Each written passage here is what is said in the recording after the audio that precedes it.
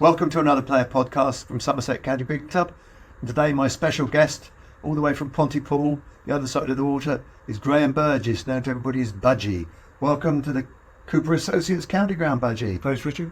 Nice to see you. Nice to be here. Always nice to see you, Ian. Nice to come back on Hello Turf. Absolutely. And what a view we've got today, looking out the window. Beautiful. I just think how much different it is when I started many years ago. We just had a function over at the long room. The nets used to be over there when I first started. Did they? Yeah, in that corner. Amazing, isn't it? You think how much they've changed. Oh, unbelievable. And the modern player that plays with Somerset now thinks it was always like this. Absolutely. Absolutely. When you think about the old place we used to watch from over the unbelievable. Well, you think where we are now is probably where the old pavilion was. That's right, yeah. And probably where you used to get changed. Yeah. And they'd take that day before it failed, didn't they? Well, I think it would have probably gone on for another 100 and odd years if it hadn't. Well, you a wonderful place to watch from, that was. It was, yeah. And the old cinema seats at the top when they were there. Yeah. Rolling years away, I think. Well, where we used to sit watching the cricket, waiting to bat, you were overlooking the churchyard, overlooking the graveyard. Yeah. So why did we call you Budgie? Tell us about that in the first place. Well, Mervyn Kitchen happened to say one day, so I suppose it connected with Burgess, and it's stuck, and they call me that ever since. No one ever calls me Graham now, I don't think. I think everybody knows you as Budgie, don't you? Yeah. But why Graham, Ivy and Burgess, and where does that I don't know where the Ivy came from. I think Dad had a relation that lived in Wales many years ago. I'm not sure really, but I've never known how to spell that, actually. No. But I mean, you had a long association with this county, and going back down the years, you went to school at Hind Hayes in the street. Yeah, I did, yeah. Wonderful. Up until I think I started about 3 years old. They were starting. Yeah. And you obviously decided you liked your sport because you sort of did well, didn't you, with cricket, rugby, football? I was brought up in a bit of a sporting family, really. Yeah. Everybody enjoyed the sport. My grandfather was a very good footballer. Yeah. Dad was involved with the street football. He was secretary of the street football club for years. Yeah. And Mother used to wash all the shirts. Did she? Yeah, without a washing machine. Yeah. New fashion way of... We used to scrub them in the bin. Unbelievable. Yeah. And she used to work at Clark's factory at the same time. Did she? Do all that, man. Unbelievable, really. They never saw me play cricket, Mum and Dad, because they were over. Yeah. So who first fostered you cricket then? Who sort of took an interest in you in the first place? The school, who maybe would have helped? Well, I suppose when I went to Millfield, who were a very good side and lots of good sportsmen. Yeah. So you got brought up with lots of good sports, which helped really a lot. And I played more as a bowler to start with, and then I stopped bowling completely and started batting when I was at Millfield. And I suppose I got noticed when I played for Morlands, really, when I'd left school, really. Yeah. So I started roaming the bat in there and went pretty well, really. Morlands was a nice little ground, wasn't it? Lovely wicket to bat on. Yeah. Wasn't it? And you had some pretty good players back in those days at Morlands, didn't you? Yeah, they did, yeah. Blind Lobbit played for Somerset, played for Warwickshire before Somerset. And Lloyd Williams, I think he played for Somerset. John Shaw played, I think. Yeah. Alan Whitehead, of course, who umpired for many years and played for Somerset. He played for Somerset at a young age. I got brought up with a lot of good players, really. But I came down for a trial and didn't get on the first time I came down for a trial. I think the secretary's brother got taken on. Right. And when it was under Bill Andrews' wing, Terry Willits, he got taken on too, I think. Right. So I went back to Harold Gimley, was showing a bit of interest in. Yeah. And I said, what do I do now? He said, we just get lots of runs in clip cricket if you can, and see what they say. Well, I did then. I was the first to get 1,000 runs from Morlands as a kid then in the season, and they had a look then, and I came in and it went well. What did you do work-wise? Obviously, cricket was only part of it. I used to do all sorts of different things. I worked for a pipes betting shop for a winter or two. Yeah. County stores. I worked for C&J Clark's. Lots of them. We used to find their own jobs. Of course, now they go abroad all the time. Indeed, yeah. Much different. Different world, isn't it? Yeah. Very different world. But I enjoyed it. And yeah, of course you did. I enjoyed the winters anyway. I enjoyed playing football and rugby, whatever you're going to be playing. Hockey. You were pretty good at table tennis, I believe, right? Yeah, I played a lot of that. Well, I packed that up when I was about 17. Right. Because to get better, I would have needed to travel to the bigger parts, if you like. Yeah. Like in Bristol. Yeah. But I didn't drive anywhere then, so I more or less packed it in then. And I won the West of England junior doubles, and that was it. It's sort of hiding that under a bushel, aren't you, really? Well, I had a bit of a misspent youth, I suppose. I'd rather do things like that than any homework, I think, at the time. Do that. But obviously, the first limited over cricket came in '63. That was a Gillette Cup. Gillette Cup, and then you played in the '67 final, 67, didn't you? Yeah. I think when it first started, 63, what was that? 65 overs? 65 overs then, wasn't it? Yeah, it was 60 overs. I think it was 60 by the time you got to playing. Yeah. But you played in the final at Lords. Yeah. What do you remember about that? That was the most picturesque game they'd ever had at Lords, I should imagine, because the Kent supporters festooned it with hops all round the ground. Yeah. And our blokes turned up with their smocks and the old hats with the 3 crosses on the front with the pitchforks. Yeah. And it was fantastic to see. Of course, at one stage, I know there were some supporters from Bridgewater that said every Kent wicket to 4 they were going to have a pint of cider. Of course, they were quite thirsty at lunch because it was 135 for 1. But after lunch, about 5 wickets fell in about half an hour. You did pretty well. What they were like then, I don't know. No. But then at tea time, it looked like we were going to win. And all these chaps with their pitchforks walked right round Lords, stood outside the pavilion chanting with the old pitchforks. Fantastic. And then, of course, we did lose in the finish. But, you got a few runs. Robinson got 40. He did. But you had a partnership with...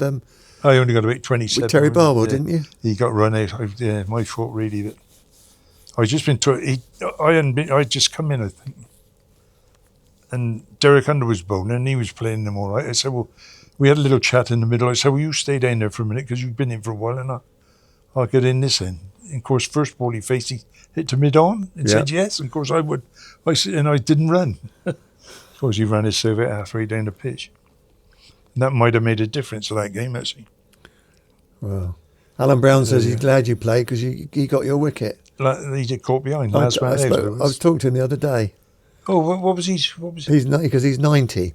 Is he really? Yeah, he was 90 back last month. Same as Fred Rumsey. Yeah. So I always talk to him because I've known him since the middle 60s when I was a kid growing up. And I phoned him to say happy birthday. And I said I was going to be talking to him. He said, send my best wishes. He gave me a wicket. Thank him very much for that. Last one. Yeah, that was the winning wicket. Yeah, it was. But obviously then, you played through the seasons and you got a regular place in the club, didn't you? And you did well with bat and ball, didn't you? I mean, you were able to do big seasons, didn't you? I know I should have done a lot better with the bat, but my bowling got better as it went, and I learnt to bowl at different people, and like I say, I learnt to bowl the pace that I should have been bowling at. Yeah. And I wish I'd known that. Well, I did know it, but I didn't take any notice. But I think I should have taken that into consideration when I was younger, really. But then you had Colin Atkinson was skipper in '67. Yeah, he was. Roy was skipper in '68. Yeah. And then Langy came. Had a couple of years. I think Langy was a good captain. Yeah. Very knowledgeable bloke. Mind, he played for Somerset when he was 16, didn't he? Yeah, he did. And you played in the game when he bowled his 8 maiden overs. I stood at slip for the whole 8 overs. Were you? Yeah. Can you remember much about that? I know. What I do remember is that Keith Boyce got down his end for 1 ball. Yeah. And had a big sweep at it. Yeah. And it went off his gloves. Yeah. And the umpire gave a leg by. Right. So the record might not have stood if it had it wouldn't have done if the umpire got it right. Should never be beaten, wouldn't it? No, won't ever be beaten. I think Josie did he get 1 for 1? I might be wrong. I think if you look it up, he may have got 1 for 1. Right. I mean, great achievement, mate. It turned square that day. Did it? And it was taking pieces out of the seamers. Wasn't a very good wicket at all, that. No. Of course, Ward saw Langy as the danger man, and he blocked every ball. Blocked him, didn't he? Unbelievable. Yeah. But he was a good bowler, Langy, mate. Yeah. He'd play for England if he was around there. He would have now. I mean, when you think of, I'm not going to run him down or anything, but the young lad that was here, Bo's offspring, is split in the England side. Yeah. he's not as good as bowler as Brian Langford, was No. he? No. I wouldn't have thought anyway. No. Well, of course, you'd say uncovered wickets, wasn't it? Well, that too. Which yeah. helped, of course, didn't it? Helped a lot, helped, and that made it a more skillful game in a way. Yeah. Needed to know more about the game. Yeah. Yeah. You notice nowadays, lots of the batsmen play very square on. Yeah. Well, you couldn't do that. No. No. If you did that and the ball was swinging around, you wouldn't Yeah. be there. No. 5 minutes really. Yeah. Yeah. And of course, that year the Player League had come in. I mean, you obviously liked the Player League. John Player League, yeah, I did, yeah. I think that was long enough to get a game. I mean, especially batting about 5 or 6, whatever. Yeah. I mean, I couldn't bear to play 20 over cricket and bat at number 5 or 6. Yeah. You're going for about 2 overs every week. Yeah. Yeah. Of course, the players say they like it. But what they like is the money in the game. Well, that's that true. it's bringing into. I'm sure they don't like playing that. Surely, do they? 20 over cricket? Well, it gets a buzz. It gets big crowds, doesn't it? You might enjoy it. Yeah, that's right. That's right. Yeah. They'd enjoy that. Yeah. You might enjoy opening the batting. Yeah. That's the only time you'd enjoy batting in that. It's a batter's game, though, isn't it? Too Really? much of a batter's Yeah. game, in my opinion. Yeah. Yeah. It is. Which, bringing the boundaries in makes it more of a batter's big bats, of course, as well. Yeah. Yeah. But I was saying about this morning about why Somerset have never won the championship. Yeah. I think that most of the championships winning sides, it's been won by spin bowling. Mm. Yeah. Now, for spin bowlers to win it at Taunton, it's quite a small ground. Yeah. And you need to probably play on wickets like they've had the last couple of years here Yeah. that have turned quite a bit. Yeah. Yeah. Now, whether they turned too much, and I think they got reported, didn't they? Yeah, they did. Yeah.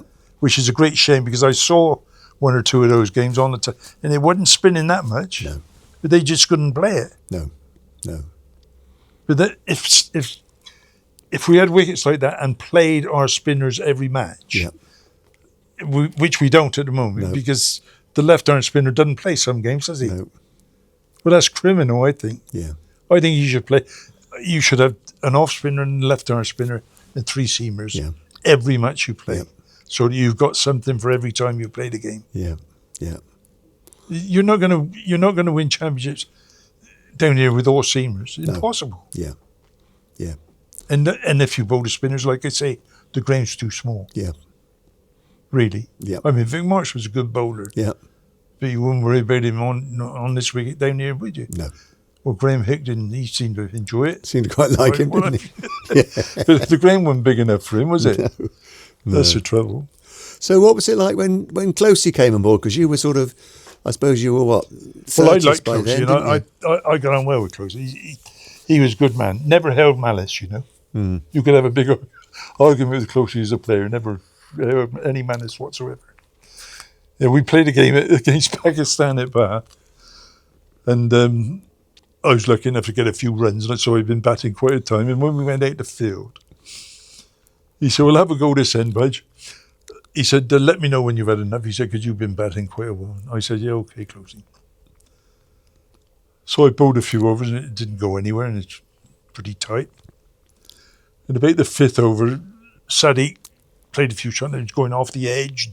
You know, I said, "Right, that captain, that'll do me." He said, "I'll decide when you've had enough, lad." So I said, "Oh, fuck it."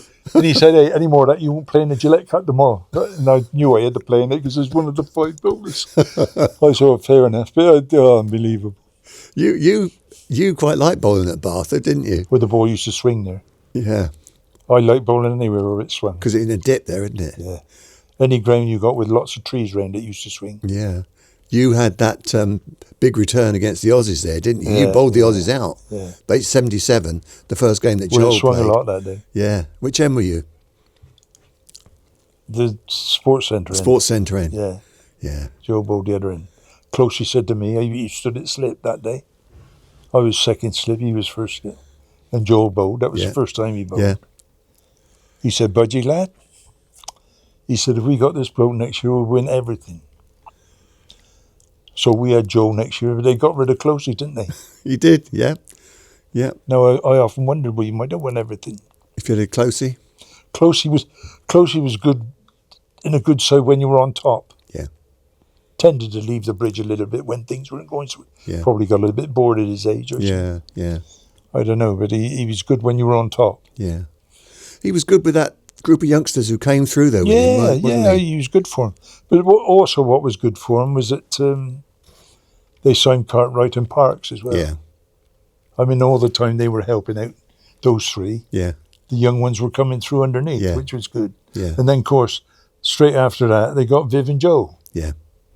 Well, any side with them two in, if you've got some other good young ones, you're going to have a good side, aren't you? Did you know they were good when they came in? I mean, when We Viv did first with came, Joe straight away. I mean, he's 6'9" and lobbing it down like that. Yeah. Viv came down in the spring in the nets, and it was one of a dull sort of a day, and it was moving about all over the place. And of course, he was playing and missing like you would do. Anybody would. Mm. And Ken Palmer and people, the old pro, well, I'm not too sure about this bloke. And when we realised that he could play Yeah. a little bit better than most, is when we played Hampshire down here against his old mate Andy Roberts. Yeah. And it was just a normal sort of game of cricket. And he bowled him a bouncer. And I was at the other end, actually. If he'd missed it, I promise you, it would hit him straight between the eyes. Yeah.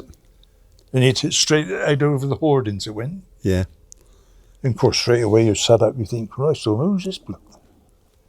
I mean, very, very fine player, fast bowling, see? Mm. That's what makes the great players. Yeah. Everybody can play all the rest. Yeah. But when you can play quick bowling like that, Yeah. brilliant. But I've always said the interesting thing is, then you were allowed 2 overseas players, weren't you? Mm. Yeah. Now one, is it? Yeah. What about if you could only have one then? Which one would you have had? Would you have had Joel or Viv? Interesting, isn't it? What about you? Very. Who would you choose? Well, if I didn't want a long day in the field, I'd have Joel, I think. But I don't know. I mean, I don't know. Interesting. But the thing is, with one-day cricket and championship cricket, in one-day cricket, you can win without bowling a side out. Yeah, you can. But you can't do that in championship cricket. no. See? No. Maybe that's why we've never won it. Oh, I think it is. Yeah. Because the spinners have never been able to... No. If they played at Bath all the time, then the spinners probably would do it. If But you we look- haven't got the sort of ground that spinners are going to... Unless they use wickets like they've done Yeah. when they've got into trouble. got doctored a bit. Mm. Yeah. Yeah. Yeah. If we'd have had Joel for every game, do you think we'd have won the championship? Because he didn't play a lot of Champo, did he? No. Well, I mean, we could have done... He was a great bowler, wasn't he? Yeah. Absolutely amazing. Lovely bloke. Yeah. You interviewed Oh, him. I interviewed him a couple I of years saw ago. that, yeah. Yeah. Lovely guy to work with. Yeah, he's a Yeah. nice man. Very nice guy. Because you got quite a few wickets in that game when we got to the final, didn't you? The Kent semi down here. I got runs. You got runs, yeah, in that game. So I got wickets in the semi-final against Middlesex. Yeah, that was up there. Yeah. Kent was here in the... I thought I should have won the medal that day, incidentally. So who did get Because it? I bowled my... Pete Denning got 90 with the bat. Right, But we only had to get 180 odd. yeah. But they were 80 for 5 at lunch. Yeah, And I'd finished my 12, 3 for 25. you did all right then. And I got Radley, Featherston and... That's right. Radley, Featherston Who and was it? Barlow, Yeah, left-hander. good players. And that knocked the stuff in it. 81 for 5. The game's over, really. Yeah, But Pete went in, played well, man, Peter, and very good. But like I say, I think I was a bit unlucky there. yeah, yeah. Yeah, I remember that game well, because it did swing a lot that day. At Lord's. Yeah, Yeah, it's yeah, on the slope a little bit. yeah. But what didn't annoy me, but then we played in the final. I bowled the nursery in that day, Yeah, and it worked for me really well. Of course, we played in the final, and Rosie put me on at the pavilion end, which people didn't... that sort of irked me a little bit at the time. Yeah. yeah. There you are. I suppose you had to fit the bowlers in, and that's what happened. Well, it's probably wasn't quite so easy to recount everything, was it? No. You know, what you'd done, what the skipper was up to, what was in his mind, really. That was only about 2 weeks before that. Yeah. Yeah. But what I remember about that game, that final against Northants, the first over of the match, Joe got Wayne Larkins at LBW. Yeah. He got the biggest bat pad on that you'd ever heard. Yeah. I was at short extra cover that. They gave him out. Out. Yeah. Yeah. Yeah. Because So that would have, I mean, that showed that our luck was in, I suppose, that day, Yeah. really. Of course, then Joe wiped the height, didn't he? 5 or 11, something like that, was it? Absolutely. Wonderful. Made it so easy, didn't he, for you? Wonderful bowler. Yeah. And then, of course, you got in the van and drove up to Trent Bridge for the next day. Yeah. Not much of a chance to celebrate, was there? No, we had plenty when we came back here, though. Yeah. They had, I think we went to the county hotel. They had to do there, I think, Yeah. in different places. And they had an open bus coming through the town. And it was good, yeah. But that Sunday league match, that was the day I retired. Absolutely. Put my boots round Hung the your Rose boots Bowl. up. Yeah. Could still be there. No, because didn't somebody turned up with a boot, didn't they? Didn't One of my boots. was thrown out? Did you throw one out of the window at Trent Bridge and somebody? No, I just put mine round the Rose Bowl. I got a funny feeling somebody turned up with one of Joel Garner's boots. Oh, lovely. Would that be worth a bobber? Yeah, because when Joel came down, the guy turned up with it and got him to sign it. I think something like that. But they were lovely times. I mean, that was tremendous. That was the start of a very fine run for Somerset, It wasn't was, yeah. Yeah. But you'd been involved with the way it had evolved and developed, though, hadn't you? Really? Well, I was the only one that played for Somerset Yeah, in 3 Gillette Cup finals. indeed. Yeah. Because all the rest started later or whatever, had all gone. Yeah. All the ones in 67. What was it about though that team that made it such a success? I think the most important thing is, apart from having a couple of great bowlers, is from 1 to 11, I think 1 to 10, everybody got first class hundreds. Yeah, So a very difficult side to bowl out. Very difficult side to bowl out in a one-day match. yeah, And as I said to you, doesn't matter if you don't bowl sides out in that. But if you didn't bowl Somerset out in it, you go for quite a lot of runs. yeah. Yeah.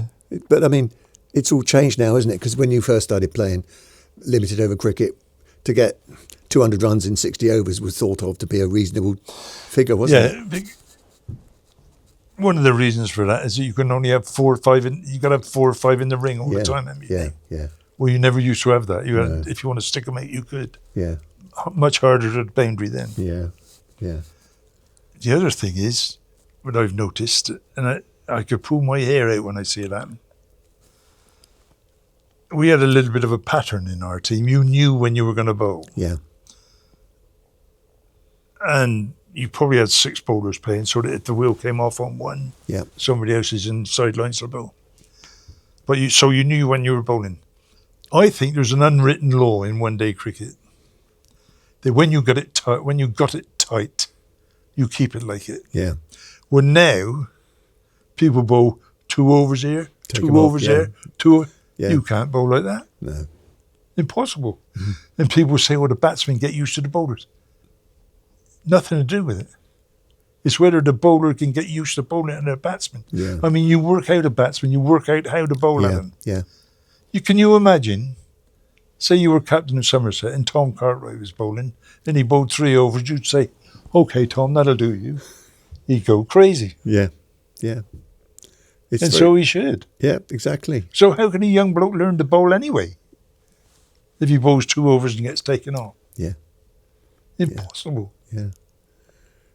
I mean, I don't know how you bowl in that 20 over cricket now anyway, really.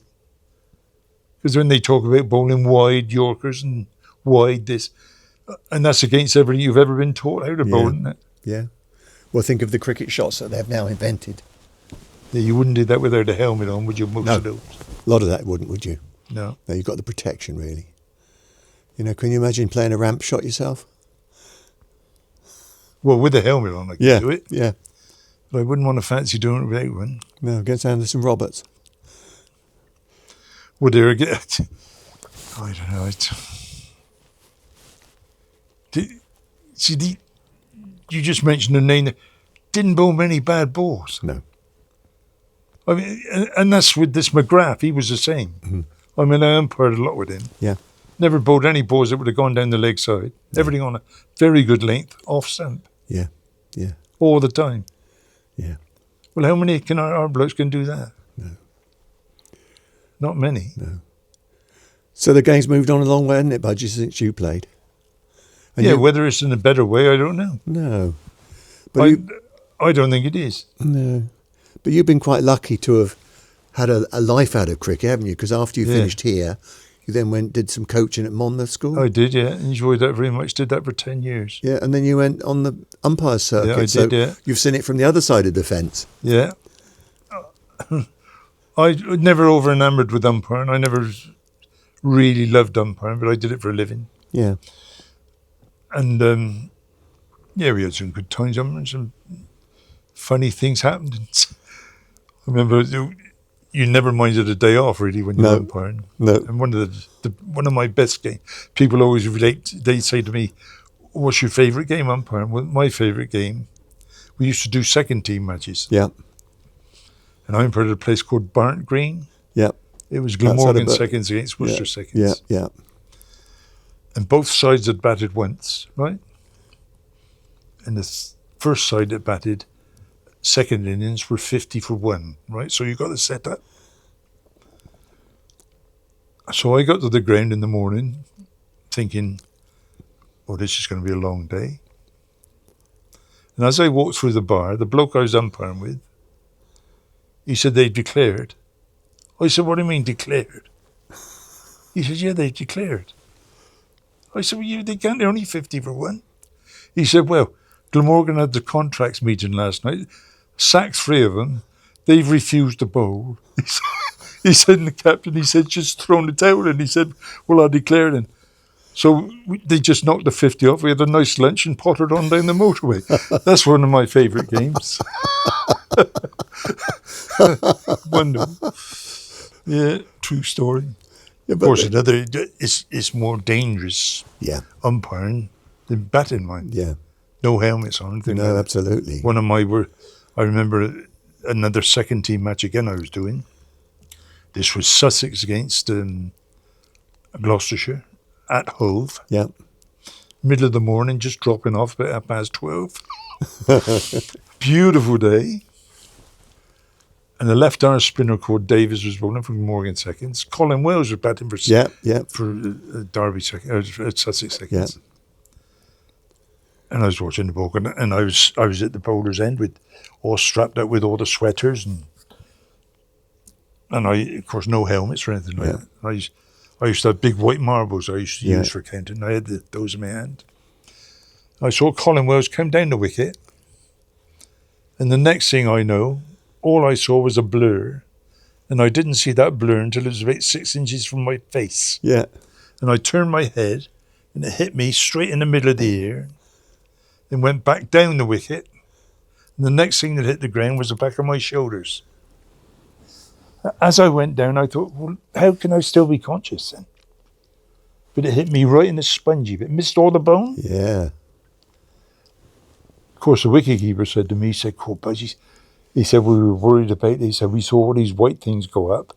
I said, well, that was my marbles. Yeah, unbelievable.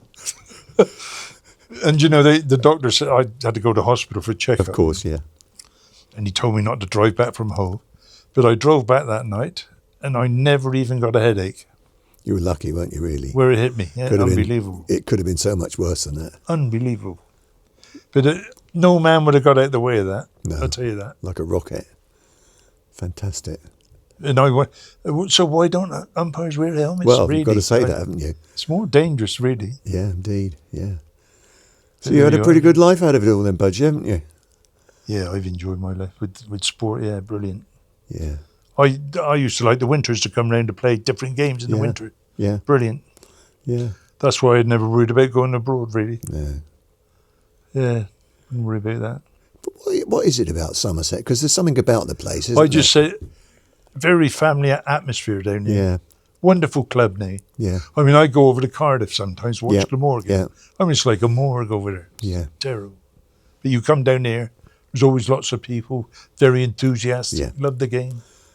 But we seem to Brilliant. get players down here who've got the right attitude towards cricket. They want to score I think runs. they like playing here, don't they? I They think love people playing do. down here. Yeah. Yeah. I said to him, I remember Justin Langer, when he played down here. Yeah. And this is unlike a lot of our blokes. Yeah. I said, what do you like about cricket in England then? That you can play every day, Butch. That you can bat every day, he said to me. Unlike a lot of our blokes, huh? Yeah. They all say they're playing too much. Yeah. He wanted to bat every day. He loved it, didn't he? Well, if you're going to bat, like I said to you, you've got to be selfish and and he want was. to do it. He was. I mean, Oh, his yeah. legacy is still here. We're living off his legacy. I got to say, since I finished, Yeah. one of the best batters I saw was Jimmy Cook. Yeah, absolutely. He was a very fine player. And I thought one of the best timers of ball I saw while I was umpiring, all the time I umpired, was Marcus Trescothick. Really interesting. Very good. Yeah. Another Somerset man through and through. Yeah, lovely bloke. Yeah. Knows his cricket. Indeed. Done well for himself. I saw him keep wicket. I saw him bowl medium pace swingers. Yeah. And you could swing it both ways, couldn't you? Yeah. Derek Taylor always told me about that. He's a good wicket keeper, that bloke. Yeah. He texted me the other day, actually, relating to when we bowled the Aussies out at Bath. Yeah. He said, that's when the Aussies couldn't pick you like that. Yeah. And I text back, I said, well, the main thing is you could. Well, he could, couldn't he? He could. Well, he had to, Yeah. really. He was a good keeper. He stumped one of the first wickets in that match. Yeah. I think Impressive. I can't remember. Is it Wood or something like that? Or no, perhaps it wasn't. Koska. I can't remember which one it was, but he stumped him before he turned round. Brilliant. Fantastic. Good days. He, what people don't realise when they watch from the sidelines, one of my favourite wickets in the Gillette Cup was when we're talking about that game against Middlesex. Yeah. Was getting Barlow stumped. Yeah. I'd never bowled at him before. Okay. So I bowled 3 that swung into him and he drove to mid-on. Yeah. But I noticed that every time he did it, he was bringing the old back foot round a bit. Okay. And I thought, well, if I can just get it right now. Yeah. So I sent the next one down. It went down about middling leg, Yeah. which was the outswinger to him. And it left him and Derek had to build it and he was stranded. No chance. Brilliant stumping. Derek was so quick, wasn't Yeah, but what was good for me, that it had all worked out. Well, you wouldn't notice that from the side. he? No, you wouldn't. And I thought, well, that's good cricket, that. Yeah. So, lovely. Yeah. Sometimes it didn't work, but when it did, you didn't forget things like that. Yeah. Incidentally, when we were talking about my first Lancashire match, when we played Lancashire, when Yeah. Ken Palmer in that match, do you know what he did in that match? He got a ton. He got 100, And you shared a partnership with but him. he also got 7 wickets in the 1 innings. That was his best game ever. I was going to for say that Somerset. must be. Yeah. He didn't get many tons, did he? No, he's a good player though. Yeah. He got more nod outs than anybody, I think. Yeah. He was too good a batsman to bat where he was batting, that's why. Yeah. And he was a very selfish batter. He wasn't going to get out. But that's how he was. Well, you give him the ball, he never wanted to not bowl. Yeah. Never wanted to get Everybody, when I played, I mean, it doesn't matter about saying it now, everybody used to pick the seam when I out. played. Yeah. And Ken, who finished up a test umpire, was the biggest seam picker I've ever seen, He used to pick the seam with all these 4 fingers around the outside like that, Yeah. around another outside and both inside ones.